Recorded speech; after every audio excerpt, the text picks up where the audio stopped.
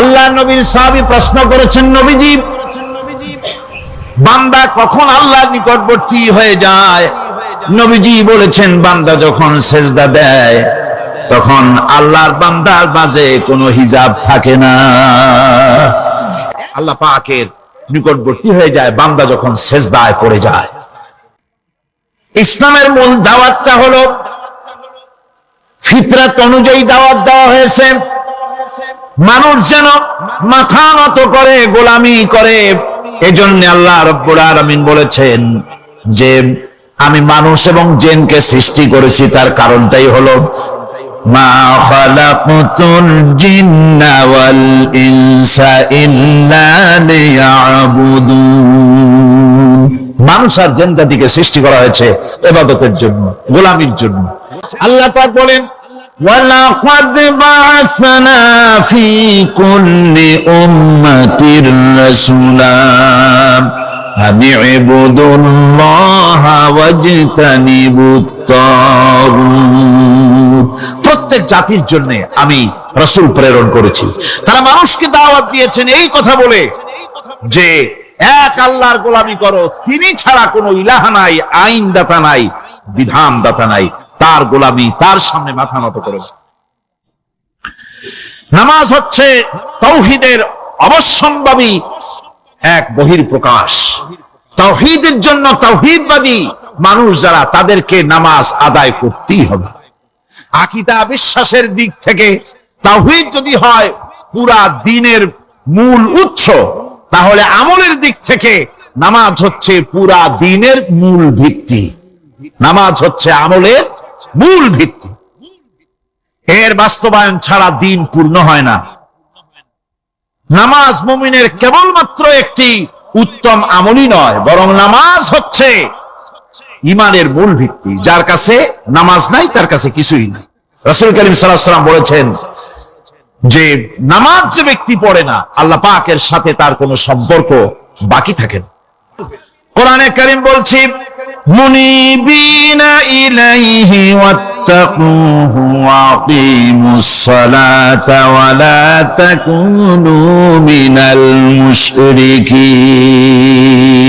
তোমরা আল্লাহর দিকে রুজু হয়ে যাও এবং তাকে ভয় করে অন্যায় কাজ থেকে বিরত থাকো, আর নামাজ কায়েম করো, মুশরিকদের অন্তর্ভুক্ত হয়ে যেও না। নামাজ কায়েম করা, নামাজের আদেশ কোরআনে কারীমের মধ্যে আল্লাহ পাক বহু জায়গায় করেছেন। ঈমানের পর নামাজই হচ্ছে সবচেয়ে বড় জরুরি। একজন মানুষ ঈমান আনলো, ঈমান আনার সাথে সাথে তার প্রথম কাজ কি বলুন? বলেন, প্রথম কাজ কি? ফজরের নামাজের আগে একজন ইসলাম কবুল করলেন, তার প্রথম দায়িত্ব নামাজকে আদায় করে দেওয়া, ফজরের নামাজ পড়া। জোহরের আগেই কেউ ঈমান আনলো, তার প্রথম দায়িত্ব জোহরের নামাজ আদায় করা। আসরের নামাজের আগে ঈমান এনেছে, তার প্রথম দায়িত্ব হলো আসরের নামাজ আদায় করা।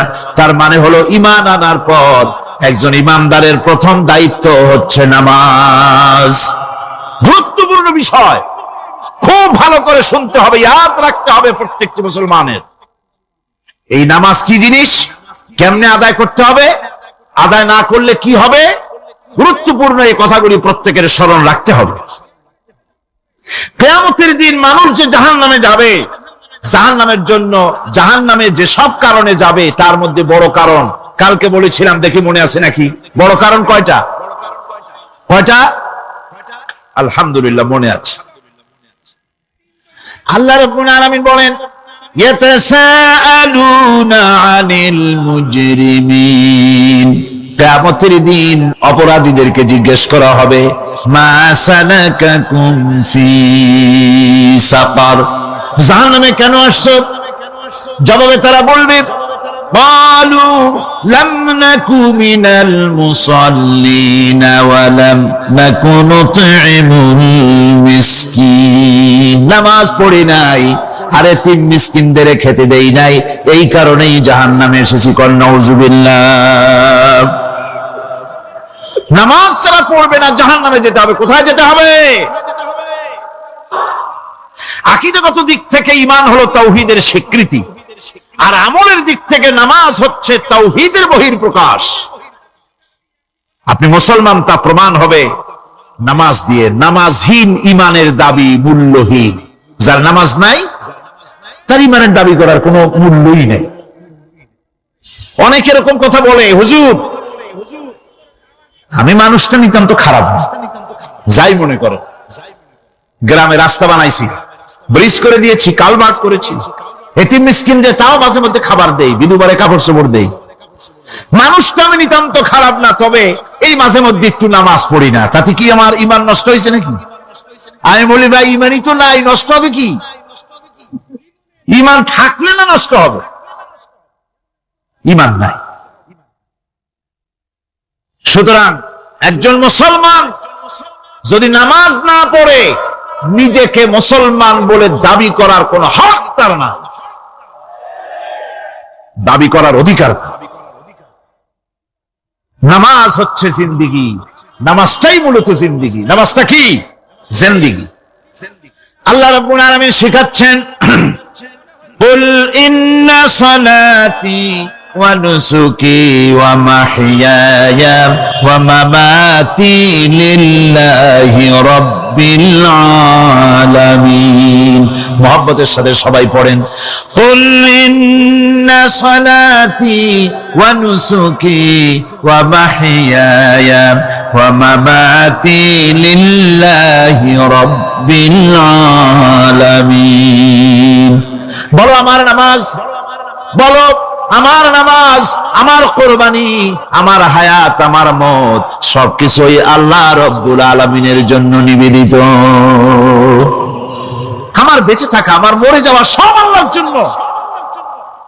সে আল্লাহ রব্বুল আলামিন, তার জন্য সবকিছু নিবেদিত করতে হবে। আল্লাহ পাকের গোলাম আমাদের বানিয়েছেন, আল্লাহ আমাদের গোলামি করা লাগবে। আর গোলামির নমুনা যাকাত দিয়া, হজ দিয়া, দান দিয়া, সদকা দিয়া, কোন জিনিস দিয়ে নামাজের মতো গোলামির উৎকৃষ্ট প্রমাণ বা নমুনা আর কিছুতে নাই। আমি যে গোলাম তার উৎকৃষ্ট প্রমাণ হচ্ছে নামাজ। নামাজেই একটা মানুষ গোলামির অনুভূতিতে তাকে নিয়ে যায়। বাদশাহ হোক, মন্ত্রী হোক, পীর হোক, মাওলানা হোক, মুহাদ্দিস হোক, বড় লোক হোক, গরিব হোক, পুরুষ হোক, নারী হোক, যেই হোক, নামাজে দাঁড়াইলো একেবারে কান্দারে ধরিয়া, কানের কাছে হাত দিয়া, হাত দুইটা বাঁধিয়া মাথা নিচের দিকে দিয়ে দাঁড়ায় গেল। কিসের মতো? আসামির মতো, গোলামের মতো। সুবহানাল্লাহ। এদিক ওদিক তাকাইতে পারবা না, চোখটা থাকবে সেজদা যেখানে দিবা সেখানে। তাকানো নিষেধ, সেজদার দিকে তাকাও। এরপরে যখন রুকুতে গেলেন, গোলামির নমুনা হয়ে গেল। গোলামের এরকম মাথা নিচু করে থাকতে হয় প্রভুর সামনে। গেলেন রাজা, বাদশাহ, বড় লোক, সব অহংকার চূর্ণ হয়ে গেল। নাক আর কপাল দিয়া আমার মাবুদের দরবারে মাথাটা লাগাই দিলাম জমিনের উপরে। সুবহানাল্লাহ। আমি আমার ভাষায় বলি, আমি আমার ভাষায় কথাটা এভাবে বলি, এই জমিনটা যদি কাগজ হয় আর আমার নাকটার কপালটা যদি কলম হয়, তাহলে আমি যে গোলাম দৈনিক 5 বার আমার নাক আর কপাল দিয়া জমিন নামক কাগজের উপরে, দাস খতের উপরে দৈনিক 5 বার নাক আর কপাল দিয়া সই করে দেই, আল্লাহ আমি তোমার গোলাম আর কারো গোলাম নই, আমি একমাত্র তোমার গোলাম।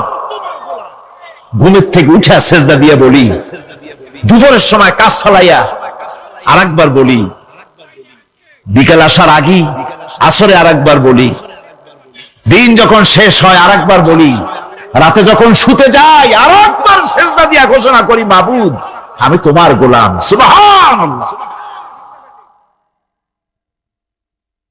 নামাজ হচ্ছে ইসলামের গণ্ডির মধ্যে প্রবেশের প্রমাণ। কোরআনে কারীম বলছে, ফাইন তাবু ওয়া আকামুস সালাতা ওয়া আতাউজ যাকাতা